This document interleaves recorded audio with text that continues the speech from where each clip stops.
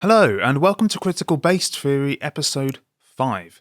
Today we're going to be doing something a little bit different. I propose to begin through making an observation followed by a question. So here's the observation. The relationship between religion and political structures is a very important matter, but very few people in academic institutions seem to be discussing it at the level that is needed. At the very least, there seems to be very, shall we say, restricted discussion on it. So the question is, why? Well, given the extensive coverage that European philosophers have given it for centuries, such as Thomas Aquinas, St. Augustine, Immanuel Kant, Hegel, Soren Kierkegaard, etc., we should find this to be quite alarming. But at the same time, it isn't alarming at all, because we're now facing problems that none of the aforementioned philosophers could have anticipated. And whilst there are several reasons for why our current academics have not woken up from their dogmatic slumbers, I have narrowed the reasons down to the two which I believe to be the most plausible. So the first reason for not really engaging in this discussion about the relationship between religion and political structures is if you are a Marxist or a staunch materialist at the very least.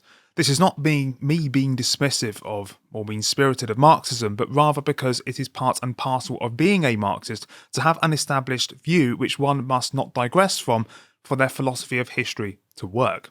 If we recall our discussion on dialectical materialism, we can see that the economic base defines the cultural superstructure of which religion is a part, which in turn reinforces the economic base.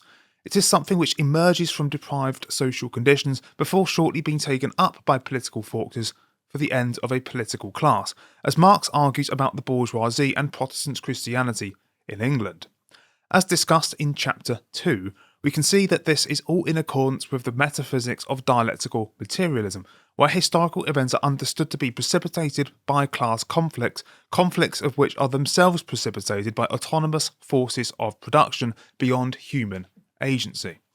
The French Revolution, for example, is understood in Marxism as an historical event that emerged from a class conflict between the absolute monarchy under Louis XVI and the emerging bourgeoisie. While the enterprising emerging bourgeoisie created the prosperity, the ancien regime's unfair tax system meant that this prosperity just subsidised for the absolute monarchy's notoriously luxurious lifestyle.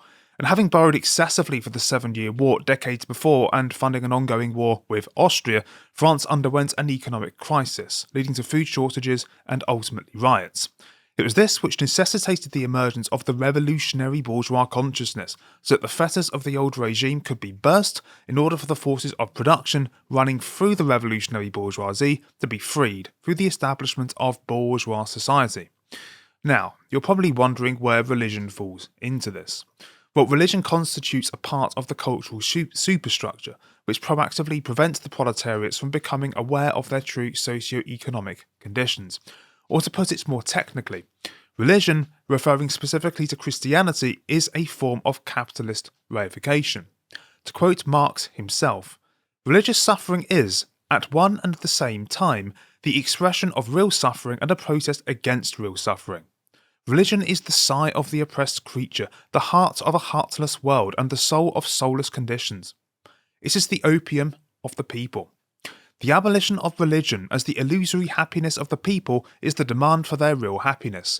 To call on them to give up their illusions about their condition is to call on them to give up a condition that requires illusions.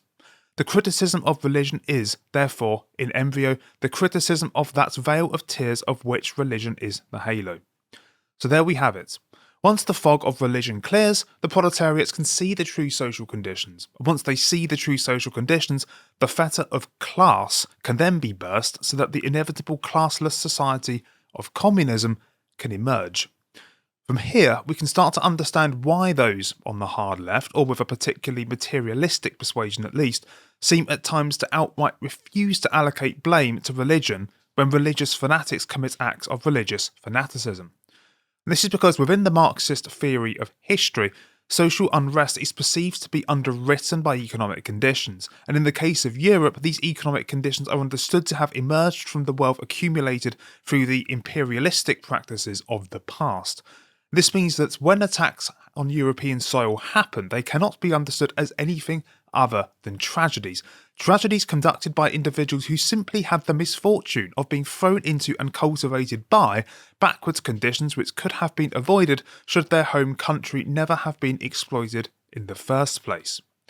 The Marxist philosophy of history, then, obliges us to conclude that it is not religion per se that is to blame for religious terrorism, but the economic inequalities which give rise to extreme modes of political action conducted in its name. Whilst the attackers may proclaim to act in virtue of religion, what we're supposed to believe is that their actions are actually expressions of the continued existence of inequality as a systemic problem. This is of course not to say that they comprise a revolutionary proletariat, at least not yet. They are actually an example of what Marx calls the lumpen proletariat, the dangerous class, the social scum that passively rotting mass thrown off by the lowest layers of old society, waiting to be swept into the movement of a proletarian revolution. Marx predicts that on the deliverance of true communism, the illusory veneer of religion just disappears.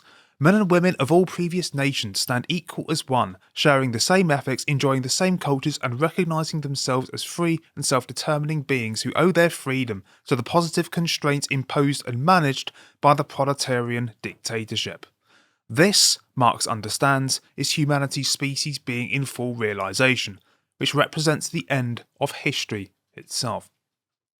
This is the first reason why the relationship between politics and religion is not being discussed, because the religious part is essentially collapsed into a broader political prophecy about the role of class conflict. Granted, there is also the matter of otherwise completely opposed sides forging convenient political allegiances for the sake of uniting against a common enemy, despite the fact that such a strategy brings with it the risk of placing an even more reactionary regime in its place. And this brings me to the second reason about why this link between politics and religion is not being discussed sufficiently. Because those abstaining are doing so in fear of the political consequences if they do otherwise. But what does doing otherwise consist of exactly? Well, doing otherwise entails understanding political structures as culminations of ideas of which begin with religion and refine themselves through philosophy, which then translate into political theories before becoming political systems. Adopting this view, however, involves seeing religion not as a system of political control per se, even though we can argue this has been used in the past, but understanding it as an expression of social evolution presented through the use of stories, poems, and myths. To give one example, consider the Sermon on the Mount, which is Christ's attempt to teach his followers what it means to be blessed. In teaching his followers how to be blessed, he is not simply peddling religious orthodoxy as some claim. He is actually doing the opposite. In passages such as "Blessed are the pure in heart, for they shall see God," he is making the broader point that moral action cannot be a matter of simply obeying or submitting to a set of commandments. It must consist of, yes, fulfilling them, but fulfilling them because our hearts tell us that it is the right thing to do. By becoming blessed, Christ is talking about reflecting on ourselves as the moral agents which God made us by design, so as to realise our innate capacity to do good in a fallen world. And this is something that religion can guide us towards, but cannot achieve for us. It demands our input as subjects, but acquiring this holy disposition requires something outside and beyond religion itself. One does not have to see Christ as the true Son of God or even believe that the Sermon on the Mount literally happened to see the human value of these teachings. Whatever the case, these ideas came into being. Someone, whether it was Christ or not, questioned the idea that moral action is inseparable from blind obedience to pre-established customs, and did so to make the argument that being moral demands free will and individual sovereignty as preconditions. Whether Christ is who he says he is, as the Son of God, or was someone simply adhering to the Jews' anticipation of a messianic figure to give a general moral lesson, it was Christ's contribution in the Sermon on the Mount that arguably introduced the ideas of liberalism and secularism to the world. But there is also a problem at the heart of this, because accepting this presupposition of an innate holy disposition entails loving thy enemies as a response to evil, for these enemies as children of God themselves cannot be evil knowingly. They are evil simply because they are somehow deprived of seeing the light that God tries to shine on all, which makes it the duty of the Christian to shine their own light on their enemies, for as long as it does not cause their own light to go out. Sadly, it does not take much to see how Christian societies find themselves to be victims not only of their own pacifism, but of their own philosophy of freedom, based on individual sovereignty, with religious tolerance, moral relativism, and unregulated capital mobility arguably existing as natural extensions. Everything about the European Union is arguably Christian to the point of self-destruction, as seen from its historical mishandling of the migrant crisis to the cost of their member states' national character and ongoing insistence on pursuing multiculturalism as an agenda, despite growing evidence that some of these cultures just wants to do Europe harm. So why on earth are they doing it? Well, such staunch advocates of international institutions such as the EU and the United Nations are pejoratively cited as globalists for good reason. They simply assume political ideals such as religious tolerance, equality, economic freedom and individual sovereignty to be concrete universals or natural laws that people of every nation desire and deserve. However, it has clearly gone amiss that these universals may not be accepted as natural laws at all by other nations. Some nations and communities within Europe itself may even go as far as to accepting no law except for what they hold to be the divine one, interpreting the West's insistence in turn as an expression of imperial intent against them. As we've already discussed, what the Sermon on the Mount does is provide grounding for the existence of divinity not as an ineffable transcendent beyond, but in human beings themselves as self-conscious subjects. To put it alternatively, human efficacy to Christians is a necessary part of the divine law, in believing that God out of grace alone outsourced some of his divine qualities to human beings in order for them to be free and truly self-legislating. But this interdependence between divinity and human agency is a unique feature to Christianity. No other monotheistic religion believes God has or has had a true presence on earth other than perhaps Buddhism, and this has major consequences for the resultant political systems. Hegel makes this point in his presentation of the Oriental world in his lectures on the philosophy of history, referring more specifically to China, India, and Persia. The Oriental world, to Hegel, accepts only the divine law and so assumes itself to have a naturally static relationship with God who cannot exist as anything other than this ineffable transcendence beyond. For this reason, the resultant societies find themselves in a submissive relationship with the Holy Scriptures, and so find themselves also being hesitant to change as societies.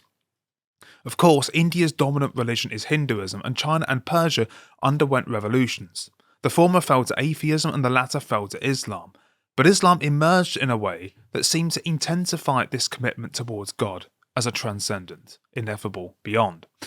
It's for this reason that constructing representations of divine elements is prohibited, because such representations are direct vulgarizations of a truth which finite beings can only violate. This concept of truth is in direct conflict with the Christian one. Unlike the common law, which is open to the constant revision of antecedent principles in the belief that justice is something being continually discovered rather than something that is already realised in a divine text, there is no room for interpretation in Islamic law, which applies in equal measure to the Mosaic law. The commandments are issued in the Quran, and the purpose of these commands is not for them to be internalised, but simply to be obeyed. It is not required of that the Muslim like fulfilling the commands, but rather that they do them. Hence Islam's translation as submission. It is this which makes the philosophy of freedom underwriting Islam so different to the one of Christianity. There is no place for loving one's neighbour, only those who abide by the divine law and those who do not. It's probably beyond my qualifications to dispute Sharia law's manner of application within Islam as a whole, but if one assumes that Islamic legal systems should base themselves in strict accordance to the Holy Scripture, then any Muslim should believe that it has no reason not to accept and establish Sharia law everywhere that they can.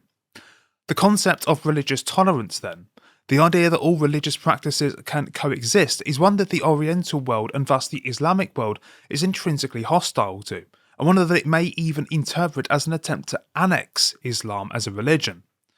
And the evidence for the reaction against the ongoing attempts to emancipate Islam under the concept of religious tolerance is clear to be seen. Now, there are many theories behind why Europe decided to overlook what appears to be the irreconcilability between the Western world and the Islamic one, when taken in their essential forms at least. But the most plausible theory is that these elites inadvertently accepted the internationalist conjecture we described earlier, which led them to the myopic conclusion that the ideological antagonisms of religion would eventually cease to be upon the integration of citizens into the modern world. And having realised that they judged this completely wrong and publicly announced it, they had nowhere to go other than to peddle the illusion that potential for reconciliation between the Western world and the Islamic world was somehow the fault of the West. The true crime of the heretic is precisely this: pointing out that this was never going to happen from the very start, and that Christianity's intrinsic pacifism was going to foster its own political demise eventually.